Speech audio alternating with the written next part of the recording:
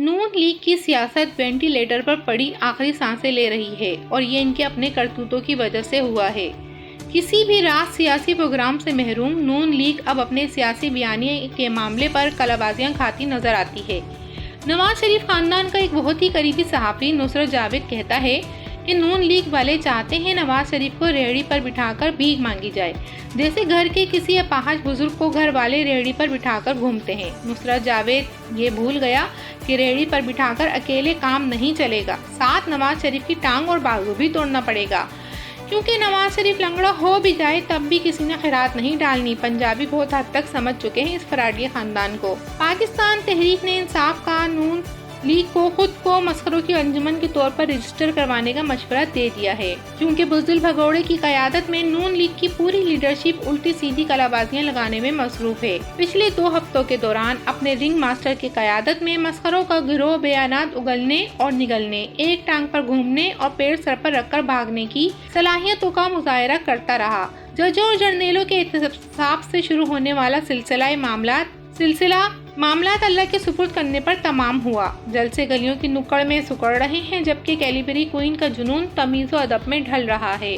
بھگوڑے کی وطن واپسی کا پورا منصوبہ تلے منت اور جوتے چمکانے کی مہم میں بدل چکا ہے۔ اب نون لیگ کے پاس سیاسی بقا کا واحد راستہ شریفوں کی نحوست سے جماعت کو آزاد کروانے میں ہے۔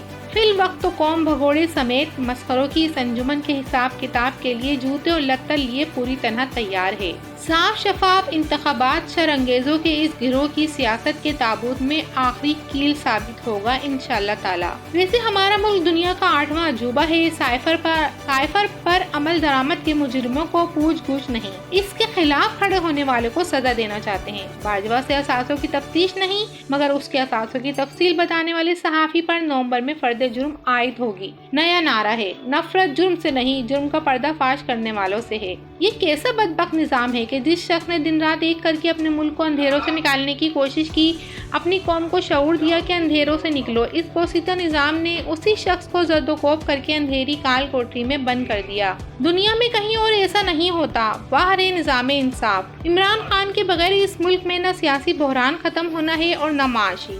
بیرون ملک مقیم پاکستانی پاکستان کا سب سے بڑا اثاثہ ہیں اور وہ 99.99% عمران خان کے ساتھ ہیں۔ پاکستان کی قوم اس وقت زندہ رہنے اور سانسیں برقرار رکھنے کی تگ و دو میں مصروف ہے اور سب کی جانب دیکھ رہی ہے کہ کون مہنگائی کا خاتمہ کرے گا اور کون پاکستان کا امیج بہتر کرے گا، جو پچھلے 15 سال سے بد سے بدتر ہوا۔ سب سے پہلے مہنگائی کا خاتمہ انتہائی ضروری ہے۔